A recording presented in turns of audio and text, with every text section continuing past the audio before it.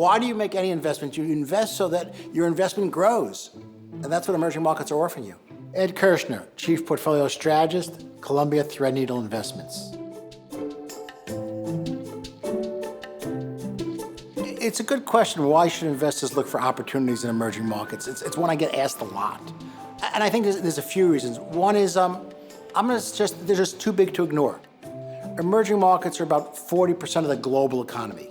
That's doubled in the past 25 years. 10, 20 years ago, you might have looked there, but it wasn't really a meaningful part of the world. Now, the emerging markets are the largest economy in the world.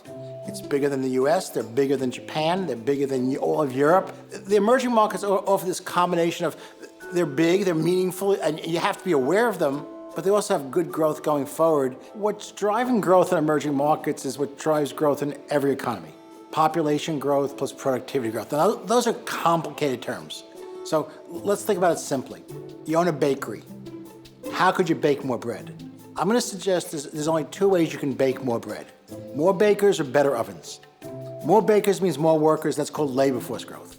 Productivity, that's your better ovens. You get more out of the oven. Well, what emerging markets have going for them is great demographics, rapid population growth, measurably more than what we call the developed markets, the US, Europe, Japan. And also what the emerging markets have going for them is this productivity growth. My better ovens analogy, productivity in emerging markets is forecast to grow at rates of like 4 to 5%.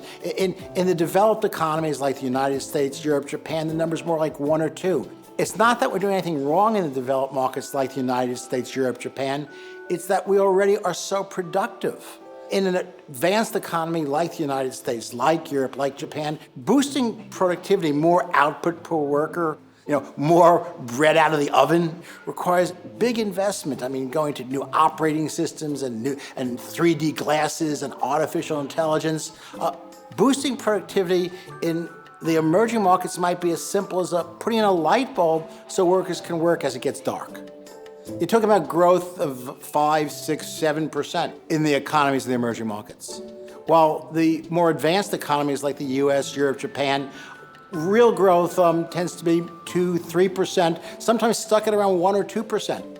I think investors who are attracted to emerging markets have to realize that attraction has risk in it. That's unique to emerging markets. They don't necessarily have the transparency, the visibility, the flow of information that we have in the United States, what we call the developed markets, the US, Europe, etc. They don't necessarily have the regulations that control companies that we have in developed markets. So yes, there are risks that are unique to emerging markets that are part of what I'll call the cost of getting the opportunity in those emerging markets.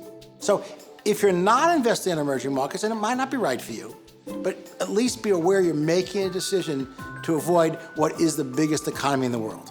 And you're also making a decision to avoid what most analysts would forecast to be the most rapidly growing economy in the world.